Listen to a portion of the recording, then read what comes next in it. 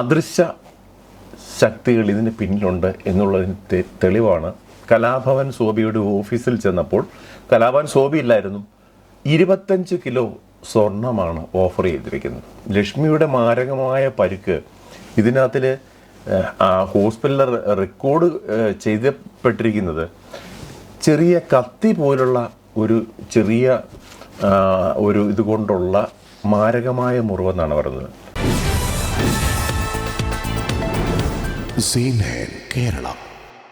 നമസ്കാരം. ബാലഭാസ്കറിൻ്റെ കേസ് നിരവധി ദുരൂഹതകൾ അതിന് പിന്നിൽ ഇന്നും തുടരുകയാണ്. പക്ഷെ അതിലെല്ലാം അന്നും ഇന്നും ഉറച്ച ഒരു അഭിപ്രായം പറഞ്ഞിട്ടുള്ള വ്യക്തിയാണ് കഴിഞ്ഞ 6 വർഷമായി കലാഭവൻ ശോഭി. കലാഭവൻ ശോഭിയെ ക്രൈംബ്രാഞ്ചും CBIയും എല്ലാം കുറ്റക്കാരനായി കണ്ടിട്ട് കലാഭവൻ ശോഭിക്ക് ഉണ്ടായ മാനസിക വിഭ്രാന്തി എന്നൊക്കെ പറഞ്ഞ് ഈ കേസ് എഴുതി തള്ളുകയാണ്. ഇതിൻ്റെ പിന്നിൽ കേരളത്തിലെ ഏറ്റവും വലിയ ഒരു സ്വർണ്ണക്കട ഉടമയാണ് ഈ കേസിൻ്റെ പുറകിൽ ഇവരെ സംരക്ഷിക്കുന്നത്. സ്വർണ്ണലോഭികളാണെന്ന് നമുക്ക് എല്ലാവർക്കും വ്യക്തമായിട്ടുണ്ട്. പക്ഷേ ഏറ്റവും വലിയ ഒരു സ്വർണ്ണക്കട മുതലാളിയുമാണ് ഇതിൻ്റെ പിന്നിൽ. ഇപ്പോൾ ഈ കേസ് ഈ രീതിയിലേക്ക് കൊണ്ടുപോകുന്നെന്നുള്ള സംശയമുണ്ട്. നമുക്കറിയാം, ആ രാത്രിയിലെ കൊല്ലം പള്ളിമുക്കിൽ നിന്ന് 2-3 വാഹനങ്ങൾ ചേസ് ചെയ്ത് അത് ഹസാർഡ് ലൈറ്റ് ഇട്ട് അമിതമായ 100-നും 120-നും മധ്യ സ്പീഡിലാണ് പോയിട്ടുള്ളത്. ഈ വാഹനത്തിൻ്റെ പോയ സമയത്ത് പല പോയിന്റുകളിലും ഇത് ക്യാമറയിൽ തെളിഞ്ഞിട്ടുള്ളതാണ്, ഈ വണ്ടി നമ്പറുകൾ ഉൾപ്പെടെയുള്ളത്. എന്നാൽ ഇതെല്ലാം കാറ്റിൽ പറത്തിയ ഒരു കാഴ്ചയാണ് നമ്മൾ കാണുന്നത്. കലാഭവൻ ശോഭി വ്യക്തമായി കണ്ട കാര്യങ്ങൾ പറഞ്ഞിട്ട് പോലും ഇന്ന് കേരളത്തിലെ ഈ കേസ്, ബാലഭാസ്കറിൻ്റെ കേസ് എന്തുകൊണ്ട് വീണ്ടും ഒരു പുനർജീവനം കൊടുക്കുന്നില്ല? ഇതിന് സത്യത്തിൽ ബാലഭാസ്കറിൻ്റെ കേസിൽ ഒരു രാഷ്ട്രീയ പിന്തുണ ഈ കേസിലില്ല. കേരളത്തിൽ നമുക്കറിയാം, ഏത് മരണമോ സംശയാസ്പദമായ സാഹചര്യങ്ങളുള്ള എല്ലാ രാഷ്ട്രീയ ഇടപെടലുകളും നമ്മൾ കാണാം. ഈ ഒരു കാര്യത്തിൽ രാഷ്ട്രീയക്കാരെല്ലാം മൗനം പാലിക്കുകയാണ്. അതായത് നമ്മുടെ 3 മുന്നണികളും ഈ കാര്യത്തിൽ ഒന്നും പറയാതെ, ഈ വീട്ടുകാരെ സപ്പോർട്ട് ചെയ്യാനോ അല്ലെങ്കിൽ ബാലഭാസ്കറിനെ സ്നേഹിക്കുന്നുവെങ്കിൽ ആ കേസ് അതിൻ്റെ സത്യം പുറത്തു വരണമെന്നോ ആരും രാഷ്ട്രീയപരമായ സപ്പോർട്ടില്ലാത്തതാണ് ഈ കേസ് ഇപ്പോൾ അനങ്ങാതെ ഇങ്ങനെ കിടക്കുന്നത്. സോഷ്യൽ മീഡിയയിൽ കൂടിയുള്ള ചില ആളുകളുടെ പ്രവർത്തനം മാത്രമാണ് ഇപ്പോൾ ഇതിനൊരു നിദാനമായിട്ട് ഈ ചില കേസിൻ്റെ കാര്യങ്ങൾ പുറത്തു കൊണ്ടുവരാൻ ശ്രമിക്കുന്നത്. നമ്മളിത് നോക്കുന്നത് കലാഭവൻ ശോഭി ഒരു സാർക്കെന്ന് പറഞ്ഞ ഒരു ചാനലിന് കൊടുത്ത കുറേ കാര്യങ്ങൾ. അയാൾ ഒരു പച്ച മനുഷ്യൻ. അയാളുടെ ഡ്രൈവറെ വിളിച്ച് ചോദ്യം ചെയ്തു CBI. അയാളുടെ വണ്ടി സർവീസ് കൊടുത്ത് ബാംഗ്ലൂർ പോയി CBI. ഈ കേസുമായിട്ട് ബന്ധപ്പെടാത്ത കാര്യങ്ങളാണ് അന്വേഷണം പോയിട്ടുള്ളത്. ഡ്രൈവർ എടുത്ത് ചോദിക്കുന്നത് കലാഭവൻ ശോഭി ഏത് ബ്രാൻഡാണ് കഴിക്കുന്നത്. ആബേലച്ചൻ്റെ കൂടെ 30 വർഷം ഒരു കേരളത്തിലൊരു പുണ്യാത്മാവാണ് ആബേലച്ചൻ എന്ന് പറഞ്ഞ കലാഭവൻ. എത്രയോ പേർക്ക് ജീവിതം ഉണ്ടാക്കി കൊടുത്ത കലാസൃഷ്ടിയുടെ ഏറ്റവും വലിയ പ്രോത്സാഹനം കൊടുക്കുന്ന ആബേലച്ചൻ്റെ കൂടെ നിന്ന കലാഭവൻ ശോഭിക്ക് ഈ നാളിതുവരെയുള്ള അദ്ദേഹത്തിൻ്റെ ഒരു മദ്യമോ ലഹരിയൊന്നും കഴിക്കാത്ത ആളാണ്. ആ ആളിനെ മദ്യപാനിയാക്കുവാനും ഈ കേസിൻ്റെ അന്വേഷണം CBI ഓഫീസിൽ വിളിപ്പിച്ചിട്ട് പോലും അവർ പറഞ്ഞിട്ടുള്ള കാര്യം, ബാലഭാസ്കറിൻ്റെ ഈ കേസുമായി ബന്ധപ്പെട്ട കാര്യങ്ങളിലൊന്നുമല്ല ഞങ്ങൾ നിങ്ങളെ വിളിപ്പിച്ചിട്ടുള്ളത്, കുറേ പടങ്ങൾ കാണിച്ചിട്ട് ഇതിനകത്ത് നിങ്ങൾക്ക് ആരെങ്കിലും ഐഡൻറ്റിഫൈ ചെയ്യാൻ പറ്റുമോ, ഇതൊക്കെയാണ് ചോദിക്കുന്നത്. അല്ലാതെ ഈ ശോഭയുടെ മനസ്സിലുള്ള കാര്യങ്ങൾ അവർ കൃത്യമായി രേഖപ്പെടുത്തുവാനോ ഒന്നും അവർ തയ്യാറായിട്ടില്ല എന്നുള്ളതാണ് സത്യം. ആ പടങ്ങൾ കാണിക്കുമ്പോൾ അതിൽ സമയം വേണമെന്ന് പറഞ്ഞു. പക്ഷേ ആ സമയത്തിനുള്ളിൽ തന്നെ അതിനകത്തിലെ ഒരാളെ കലാഭവൻ ശോഭി ഐഡൻറ്റിഫൈ ചെയ്തിരുന്നു. അത് ഈ കേസുമായി ബന്ധപ്പെട്ട ഒരു പ്രധാന വ്യക്തിയായിരുന്നു. മറ്റു 2 പേരുടെ പടം അതിനകത്തിൽ ചെറിയ ബ്ലർഡ് ആയിരുന്നു, അതുകൊണ്ട് അല്ലെങ്കിൽ ഒരു ക്ലിയർ അല്ലായിരുന്നു. അതുകൊണ്ട് തന്നെ സോബി പറഞ്ഞു മറ്റു പടങ്ങൾ കാണിച്ചാലേ അത് ക്ലിയർ ആയിട്ട് പറയാൻ പറ്റുള്ളൂ. പക്ഷേ ഈ 2 പേരും കുറേ പടങ്ങൾ കൊടുത്തതിൽ 3 പേരുടെ ഇതിൽ സംശയം അന്നേ പ്രകടിപ്പിച്ചു. ഒരു പടം 100% സ്ഥിരീകരിച്ചതുമാണ്. ഇതൊക്കെ ആയിട്ടും അടുത്ത സമയത്ത് ലക്ഷ്മി വന്നിട്ട് ഒരു പ്രസ് മീറ്റ് വിളിക്കാതെ ഒരു ചാനലിന് മാത്രം കൊടുത്ത്, കാര്യം ഒരു പ്രീ പ്ലാൻ ചെയ്ത് തയ്യാറാക്കിയ കാര്യങ്ങൾ അവിടെ പറയുന്നു. 5 വർഷം 6 വർഷം ആകുമ്പോൾ ട്രോമയിലായിരുന്നെന്നൊക്കെ പറഞ്ഞു ഇതുവരെ. പക്ഷേ ആ ഒരു ലക്ഷ്മിയുടെ സംസാരത്തിലോ ആ വീഡിയോ കണ്ട ആർക്കും, കേരളത്തിലെ ആർക്കും ലക്ഷ്മി അത്ര ട്രോമയിലൊന്നും ആയിരുന്നു. ഭർത്താവും മകളും മരിച്ച ദുഃഖമൊക്കെ ഉണ്ട്. പക്ഷേ കേവലം 5-6 മാസത്തിന് ശേഷം കൊടുക്കാവുന്ന ഒരു ഇൻ്റർവ്യൂ അല്ലെങ്കിൽ ഒരു പ്രസ് മീറ്റ് 6 വർഷത്തിന് ശേഷം അല്ലെങ്കിൽ 6-ാം വർഷം തുടങ്ങുമ്പോഴാണ് ഒരു മാധ്യമത്തെ മാത്രം. കാര്യം മാധ്യമങ്ങളുടെ ഒരു വേട്ടയാടൽ അവിടെ അവസാനിപ്പിക്കുക എന്നുള്ള ലക്ഷ്യം ലക്ഷ്മിയുടെ അജണ്ടയായിരുന്നു. അതാണ് നമുക്ക് മനസ്സിലാക്കാൻ കഴിയുന്നത്. കലാഭവൻ സോബി പറഞ്ഞ മാത്രം ചില കാര്യങ്ങളാണ് നമ്മളത് പരിശോധിക്കുന്നത്. റിപ്പോർട്ട് വെച്ചേക്കുന്നത്. പക്ഷെ അവരത് പറഞ്ഞതിൽ കുറച്ച് കാര്യങ്ങൾ, ഒത്തിരി കാര്യങ്ങൾ മാറ്റം വരുത്തിയാണ് ഇന്നലെ അവർ ജനങ്ങളുടെ അടുത്ത് പറഞ്ഞത്. കോടതിയിലൊക്കെ ഇത് നേരത്തെ കൊടുത്തെങ്കിലും പ്രേക്ഷകരോട് ആദ്യമായിട്ടാണല്ലോ അവരിത് പ്രതികരണം ആദ്യമായിട്ടാണ് 6 വർഷങ്ങൾക്ക് ശേഷം. അതിനകത്ത് ഒന്നാമത്തെ കാര്യം ക്രൈംബ്രാഞ്ചിന് അവർ കൊടുത്തേക്കുന്ന മൊഴിയിൽ പറഞ്ഞിരിക്കുന്നത് കൊല്ലത്തുനിന്ന് ജ്യൂസ് കടയിൽ നിന്ന് ജ്യൂസ് കുടിച്ച ശേഷം അവർക്ക് ഓർമ്മയില്ല. ഇവിടെ പിന്നീട് ഹോസ്പിറ്റലിൽ കിടക്കുന്ന അവർക്ക് ഓർമ്മ എന്ന് പറഞ്ഞാണ്. അതൊന്നും ആ ജ്യൂസിൻ്റെ കാര്യം, ആ ജ്യൂസ് കടക്കാരനെയൊക്കെ അന്ന് ചാനലുകാരൊക്കെ ഇൻ്റർവ്യൂ ചെയ്യും, പോലീസുകാരെ പോവുകയൊക്കെ ചെയ്തതാണ്. ജ്യൂസ് കടക്കാരെ ഇവരെയൊക്കെ തിരിച്ചറിഞ്ഞിട്ടുമുണ്ടായിരുന്നു. ആ ജ്യൂസ് കൊടുത്തതുമായി ബന്ധപ്പെട്ട് തൃശ്ശൂരിൽ നിന്ന് ഇറങ്ങുമ്പം മുതലുള്ള 24-ാം തീയതി രാത്രി 10:30 വെക്കേറ്റ് ചെയ്ത ഹോട്ടലിൽ, അവിടെ വടക്കുന്നാഥൻ്റെ ക്ഷേത്രത്തിൽ പൂജാകർമ്മത്തിനൊക്കെ കുട്ടിയായിട്ട് പോയെന്നാണ് പറയപ്പെടുന്നത്. അപ്പോൾ 24-ാം തീയതി 10:30 രാത്രി 10:30 വെക്കേറ്റ് ചെയ്ത ഹോട്ടലിൽ രേഖപ്പെടുത്തിയിരിക്കുന്നത് പോലും 25-ാം തീയതിയാണ്. അതുപോലെ തന്നെ ഒരു ജോയി തമ്മിലം പറഞ്ഞിട്ടിരിക്കുന്നത് 25-ാം തീയതി രാവിലെ കൊച്ചിയിലെ ഒരു ഇറ്റാലിയൻ പ്രോജക്റ്റുമായിട്ട് ഡിസ്കഷൻ വെച്ചിരുന്നു പറഞ്ഞു. അപ്പം ബാലഭാസ്കർ എന്തുകൊണ്ട് 25-ാം തീയതി തിരിക്കേണ്ട ആൾ എങ്ങനെ 24-ാം തീയതി രാത്രിയിൽ 10:30 അവിടെ നിന്ന് വെക്കേറ്റ് ചെയ്തു? അപ്പോൾ ആ സമയത്ത് അർജുൻ ഉറങ്ങുകയായിരുന്നെന്നും ഒക്കെ ലക്ഷ്മി പറയുന്നതാണ്, വിളിച്ചുണർത്തിയാണ് കൊണ്ടുവരുന്നത് ഒക്കെ പറയുന്നുണ്ട്. 10:30 ദീർഘമായ ഒരു ഉറക്കത്തിലേക്ക് പോകാനൊന്നും ഒരു സാധ്യതയില്ല. അപ്പോൾ തൃശ്ശൂരിലെ ആ റെസ്റ്റോറൻറ്റ്, ആ ഹോട്ടൽ മുതലുള്ള അന്വേഷണം അന്വേഷണമാണ് വേണ്ടത്. രണ്ടാമത്തെ ഒരു CBIക്ക് മുകളിൽ എന്തെങ്കിലും ഒരു അന്വേഷണം ഉണ്ടോ എന്നുള്ളതാണ് എൻ്റെ സംശയം. എനിക്കറിയത്തില്ല. നമ്മളെല്ലാം കാണുന്ന മമ്മൂട്ടിയുടെ CBI ഡയറിക്കുറിപ്പ്, മമ്മൂട്ടി കേസ് തെളിയിച്ച ചരിത്രം, അതായത് അത്രയും ആക്റ്റീവായിട്ട് മലയാള മനസ്സിലേക്ക് CBI എന്താണെന്ന് കാണിച്ചു കൊടുത്ത ഒരു പടമാണ് CBI ഡയറിക്കുറിപ്പ്, മമ്മൂട്ടിയെ. അതുപോലെ ആ ഒരു രീതിയിലാണ് നമ്മുടെ മനസ്സിലൊക്കെ ഉള്ള CBIയെക്കുറിച്ചുള്ള ആ ഒരു പിക്ചറുള്ളത്. പക്ഷേ CBIക്ക് ഇവിടെ വെറും എന്ത് രീതിയിലാണ് കളിച്ചേക്കുന്നുള്ളത്. ഇതിനകത്തിലെ മറ്റൊരു പ്രധാന ഒരു കാര്യമെന്ന് പറയുന്നത്, കലാഭവൻ സോബിയെ സ്വാധീനിക്കാൻ രാഷ്ട്രീയ കക്ഷികൾ ആരും തന്നെ ശ്രമിച്ചിട്ടില്ല ഈ നിമിഷം വരെ. പക്ഷേ ഒരു അദൃശ്യ ശക്തികൾ ഇതിന് പിന്നിലുണ്ട് എന്നുള്ളതിന് തെളിവാണ് കലാഭവൻ സോബിയുടെ ഓഫീസിൽ ചെന്നപ്പോൾ കലാഭവൻ സോബി ഇല്ലായിരുന്നു. 25 കിലോ സ്വർണമാണ് ഓഫർ ചെയ്തിരിക്കുന്നത്.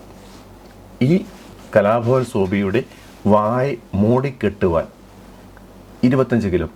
ഏതായാലും കലാഭവൻ സോബിക്ക് ബാലഭാസ്കർ എന്ന വ്യക്തിയോടുള്ള ആത്മാർത്ഥതയും തൻ്റെ ജീവിതത്തിലെ സാധാരണക്കാരനായ ഒരു വ്യക്തിക്ക് 25 കിലോ സ്വർണ്ണം പറയുമ്പോൾ അതിൻ്റെ കോടികളുടെ മൂല്യം നമുക്കറിയാവുന്നതാണ്. അതിലൊന്നും വീഴാതെ തളരാതെ ഈ 6 വർഷം പിടിച്ച് മുന്നേറിക്കൊണ്ടിരിക്കുന്ന ഒരു വ്യക്തിയാണ് കലാഭവൻ സോബി. സ്വന്തം ഭർത്താവും മകളും നഷ്ടപ്പെട്ട ഭാര്യ പോലും ഒരന്വേഷണം വേണമെന്ന് ആ ഇൻ്റർവ്യൂവിലെവിടെങ്കിലും പറഞ്ഞിട്ടുണ്ടോ?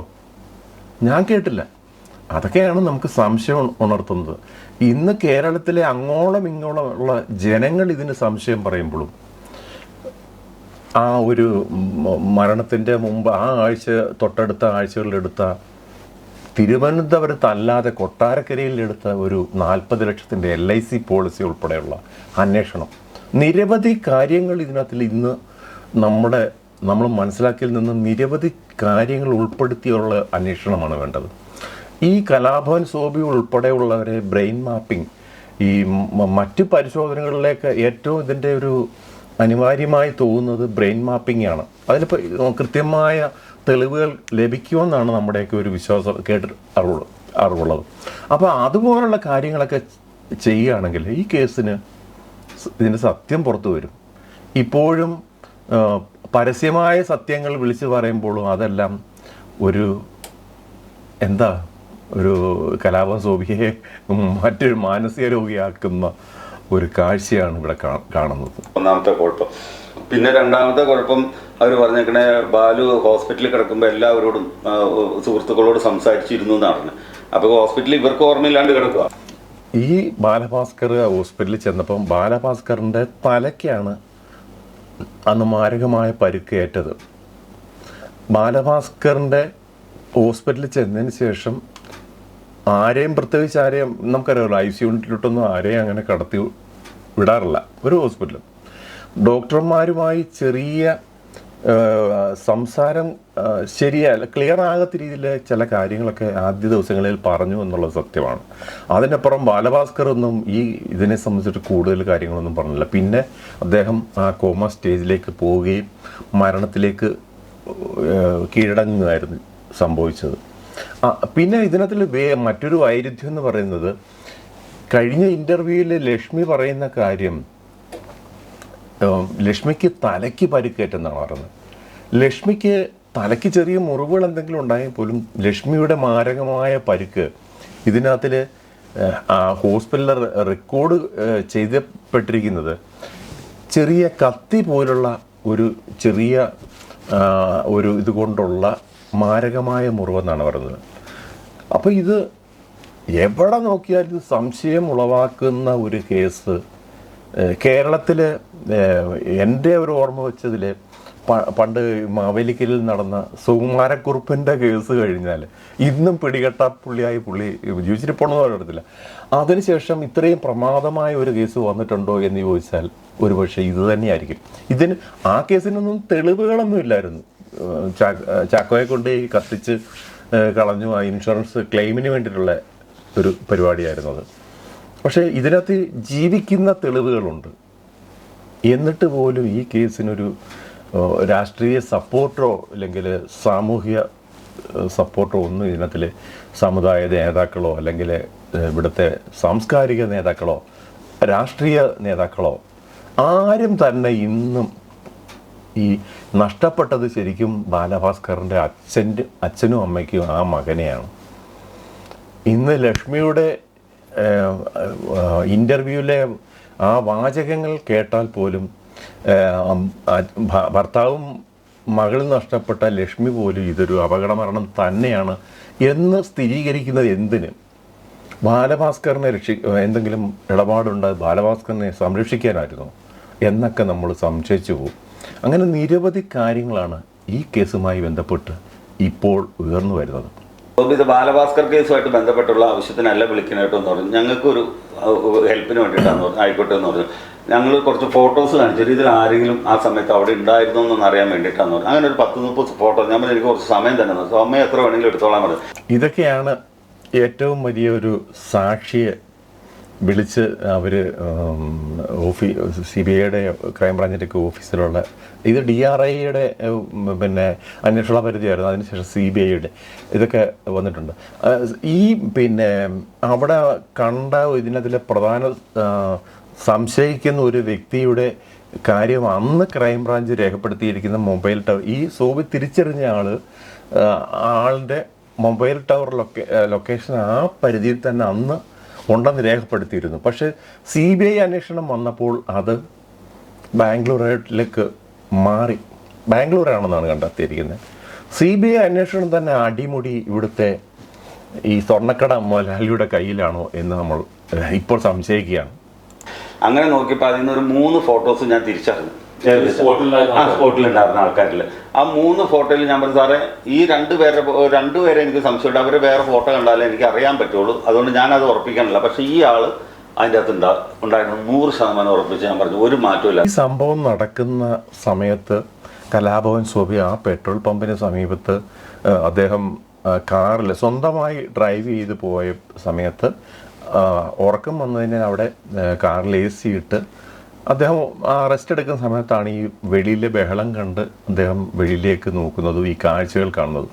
പക്ഷേ ആരായാലും നമുക്കറിയാമല്ലോ, സ്വയം രക്ഷയ്ക്ക് വേണ്ടി ഡോർ തുറന്നോ അല്ലെങ്കിൽ ഗ്ലാസ് തുറക്കാനോ ഒന്നും തയ്യാറാകത്തില്ല.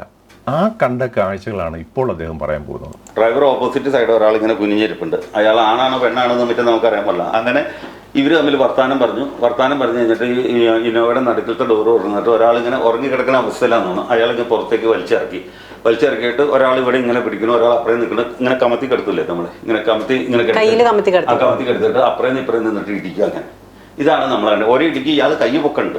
അപ്പൊ ഈ കരയുന്നൊന്നും കേൾക്കില്ല. ബാലഭാസ്കറിന് ജ്യൂസ് കൊടുത്തത് മുതൽ മയക്കം ഉണ്ടായി എന്ന് പറയപ്പെടുന്നുണ്ട്. അതിനുശേഷം ഈ ഒരു കാഴ്ച സൂബി കാണുന്നത്, അതായത് സൂബി കണ്ടത് ബാലഭാസ്കറിനെ തന്നെയാണെന്നാണ് സൂബിയുടെ വിശ്വാസം. മർദ്ദിക്കുന്ന രംഗങ്ങളൊക്കെ ഉണ്ട്. ഇത്രയും കാര്യങ്ങളൊക്കെ വന്നിട്ടും ഭാര്യ എന്ന് പറയുന്ന ഈ ലക്ഷ്മി എന്തിനിതൊക്കെ മറയ്ക്കുന്നു എന്നുള്ളത് അന്വേഷണ പരിധിയിൽ കൊണ്ടുവരേണ്ടത് അത്യാവശ്യമാണ്. ഈ കേസ് തെളിയണം. ഒരു മകനെ നഷ്ടപ്പെട്ട ഒരച്ഛനും അമ്മയും ഇപ്പോഴും ഈ കേസിന് വേണ്ടി അല്ലെങ്കിൽ അവരുടെ കുടുംബാംഗങ്ങൾ കാത്തിരിക്കുന്നുണ്ട്. സ്വന്തം ഭാര്യയ്ക്കും മകളെ നഷ്ടപ്പെട്ട അമ്മയ്ക്കും ഇതൊന്നും ഇപ്പോഴും അത് കേസ് അപകടം തന്നെയാണെന്ന് എഴുതി തള്ളുവാനാണ് താല്പര്യവും. നാം ഇതുവരെ കാണുന്ന കാര്യങ്ങൾ അങ്ങനെയാണ് നമുക്ക് മനസ്സിലാകുന്നത്. പക്ഷേ ഇതിനൊക്കെ എല്ലാം ഒരു പരിഹാരം ഒരു രാഷ്ട്രീയക്കാരുടെയും മറ്റ് സപ്പോർട്ടും ഇല്ലാത്ത ഈ കേസ് ഏത് രീതിയിൽ വരുമെന്നുള്ളത് നാം ഇനിയും കാത്തിരുന്ന് കാണേണ്ട ഒന്നാണ്. നിർത്തുന്നു. നന്ദി, നമസ്കാരം.